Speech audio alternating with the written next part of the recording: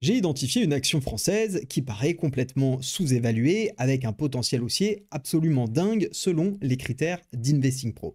Mais pourtant, quand on fouille un petit peu, on va s'apercevoir qu'une entreprise qui paraît être une bonne opportunité de marché, eh bien, peut être un vrai danger. Et pour cela, je vais vous montrer quels sont les différents critères à coupler avec la valorisation. Cette entreprise, c'est tout simplement Mersenne et je vous propose qu'on se mette sur les écrans pour que vous puissiez bien comprendre un petit peu ce qu'il faut regarder. On se retrouve donc sur mon écran avec Investing Pro, l'outil que j'utilise pour bien screener les actions, pour gagner du temps notamment avec l'IA. Et tout d'abord, j'ai créé un screener ici pour rapidement identifier quelques entreprises qui apparaissaient sous-évaluées. Donc j'ai mis quelques critères, d'ailleurs c'est des critères que tu peux retrouver dans ma vidéo pour comment identifier des entreprises à fort potentiel et qui sont sous-évaluées. Il y a 3 critères pour cela principaux que j'utilise, je te mets la vidéo juste ici.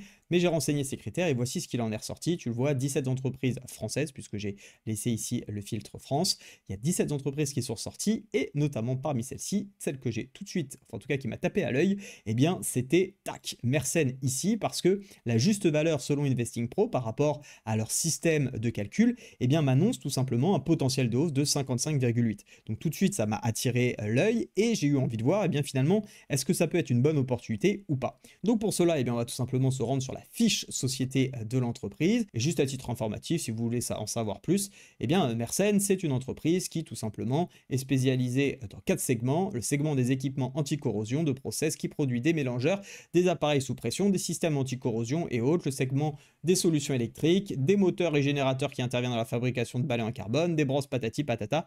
Bref, déjà là, il y a juste un élément sur lequel je vais attirer votre attention qui n'a pas vraiment de rapport avec la valorisation, mais clairement, ce secteur-là, moi, j'y connais rien, j'y comprends rien, donc déjà, a priori, ça ne serait pas une entreprise qui m'intéresserait dans laquelle investir sur le long terme. Attention, profiter d'une opportunité d'évaluation, pourquoi pas pour jouer un coup éventuellement, mais clairement investir dans ce type de secteur où je comprends absolument rien et notamment je suis incapable de savoir, en tout cas brut comme ça, on pourrait creuser dans les données financières, mais incapable de savoir s'il y a un avantage concurrentiel, c'est clair que je ne vais pas commencer à m'y mettre. Sauf si j'ai envie de me lancer dans ce secteur-là, mais a priori, c'est pas l'idée.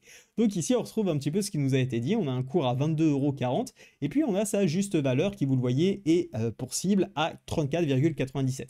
Alors vous allez me dire, mais comment on arrive à cette super valeur? Bah, tout simplement parce que Investing Pro va s'appuyer sur des modèles de valorisation, va utiliser différents modèles et va faire la moyenne de ces modèles, ce qui nous donne donc une juste valeur cible, soit les 34,97 et donc les 56,1% de potentiel haussier. Donc c'est vrai que si on avait la garantie d'atteindre ce score, ce prix, bah bien évidemment, qu'on parierait dessus et même on pourrait y mettre une grosse allocation. Mais encore une fois, l'objectif ici, c'est de se positionner en tant qu'investisseur. Et même s'il y a un potentiel haussier d'après les ratios de valorisation, mais il est important de creuser pour s'assurer qu'il y a certains fondamentaux qui sont solides. Donc pour simplifier déjà la chose, je rappelle que sur Investing Pro, vous avez des informations, je dirais en bon français, littéraires, en tout cas, et non financières, qui vous permettent déjà d'avoir les points forts et les axes de vigilance si ça peut vous intéresser. Mais là où on va creuser un peu plus ensemble, eh bien, c'est directement aller dans l'analyse financière et dans certains critères importants, notamment la croissance, la rentabilité et les flux de trésorerie qui sont extrêmement importants à mes yeux. Alors tout d'abord, des éléments qui m'ont plutôt rassuré, c'est d'une part au niveau de sa croissance, puisqu'on voit effectivement qu'on a une croissance cumulée, non pas de la dette, mais bien du revenu ici de 31,7%, ce qui veut, grosso maille, dire que bah, c'est pas trop mal, hein, 31,7% de croissance cumulée, ça fait à peu près du 6,5% annuel, donc c'est pas si mal, ça reste pas très élevé, je pense, dans le secteur industriel, mais ok, l'entreprise arrive à vendre plus, et si on remonte ici sur le bénéfice brut, on voit également qu'on arrive à faire à peu près 6,5%. Alors, c'est bon, mais c'est pas non plus exceptionnel puisque on va plutôt chercher, en tout cas moi dans mes critères, à avoir au minima 10% hein, de bénéfices moyens, de croissance en tout cas du bénéfice moyen par an parce que on a envie de chercher des entreprises si jamais il y a une crise qui soient capables bah, de pouvoir prendre en considération cette potentielle crise dans son secteur. Or là, 32,7%, donc à peu près 6 à 7% par an, c'est pas non plus énorme, mais bon, on a quand même une entreprise qui vend, qui arrive à augmenter ses revenus, ce qui est pas si mal. Le deuxième point que j'ai regardé et qui m'a surpris pour cette entreprise et qui a attiré mon attention, c'est tout simplement la croissance cumulée du BPA dilué. Alors qu'est-ce que ça veut dire? Bah, c'est tout simplement quelle est la croissance du bénéfice par action. Et c'est là où ça m'a un petit peu dérangé, c'est de se dire, ok, on a effectivement pas mal de marge qui est réalisée, mais finalement, quand on remet ça sur le bénéfice par action, ben, on n'a plus grand-chose. On a 7% et c'est extrêmement faible en termes de progression. Et d'ailleurs, on le voit, hein, ici, vous avez les percentiles. On voit que ça fait une note de 2, mais le percentile, c'est quoi? Ben, c'est par rapport à ses pairs et à son secteur. Ben, elle se positionne plutôt dans la première ou plutôt dans la petite moitié du classement. Et donc, on voit bien que c'est pas une entreprise qui, ici, a un très fort croissance de son BPA sur 5 ans. Et ça m'embête un peu. Et il y a un deuxième point qui m'embête un peu plus, c'est ce 2383 sur 3 ans. Parce qu'on pourrait se dire, bah chouette, ça a énormément progressé sur 3 ans contrairement à 5 ans. Oui, mais si sur 5 ans ça fait 7% et sur 3 ans 2383, c'est probablement qu'il y a quelque chose qu'il faut aller creuser. Il ne faut absolument pas prendre la donnée brute en se disant waouh, c'est exceptionnel, c'est génial. Il faut essayer d'aller comprendre pourquoi, parce qu'il y a probablement un élément exceptionnel qui n'a rien à voir avec l'activité propre de l'entreprise qui a dû générer cette augmentation et cette hausse.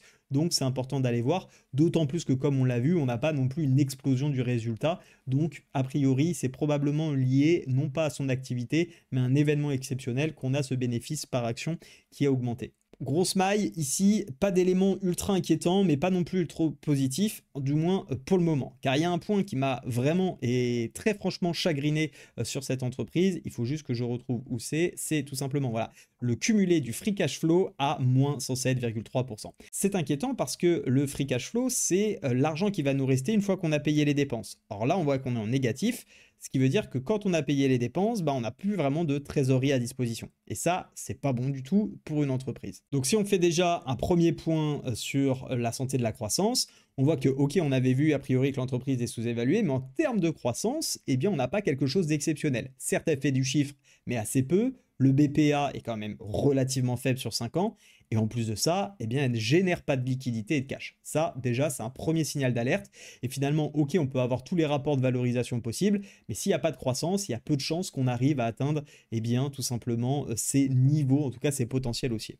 Maintenant qu'on a vu la croissance, voyons ensuite la rentabilité, élément important. Et ici, encore une fois, vous retrouvez tout un ensemble de valeurs, de pourcentages, etc. avec le score, les historiques si ça vous intéresse. Et moi, ce que je suis allé regarder, c'est tout d'abord le rendement de capital ordinaire qui va mesurer ici combien l'entreprise rapporte sur les fonds investis par les actionnaires. Ce qui est intéressant en général, en termes de critères, c'est d'être au-dessus des 15%. Car ça va permettre finalement de pouvoir générer du profit sans trop nécessiter de faire appel aux capitaux propres. En dessous de 10, c'est un petit peu limite. En tout cas, on va pas être encore une fois sur une entreprise extraordinaire.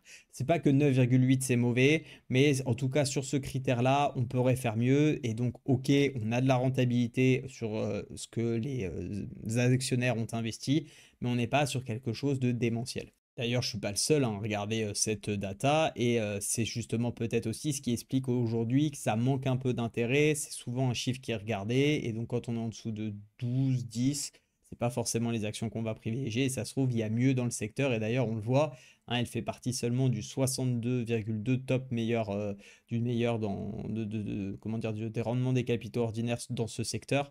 Donc on voit qu'il y a probablement mieux peut-être en termes d'entreprise. Pour aller un peu plus loin, je regarde également toujours le rendement des capitaux investis parce que là, on ne va pas prendre seulement les fonds propres, on va aussi prendre la dette. Parce que la dette, quand on en a, et dans le secteur de l'industrie, on en a toujours, l'idée c'est de savoir est-ce qu'elle est bien utilisée et est-ce qu'elle permet justement de faire un joli rendement. Pareil, on aime être au-dessus des 10%, ça va dans la continuité, et là c'est encore un peu faible, alors c'est logique que ce soit plus bas que le ROE, puisqu'ici on va avoir un dénominateur qui sera plus important, mais ça reste assez faiblard, enfin en tout cas ça montre pas une raison exceptionnelle d'aller dedans. Voilà. Et clairement, oui, on a une entreprise sous-évaluée. Alors certes, ok, c'est pas mal.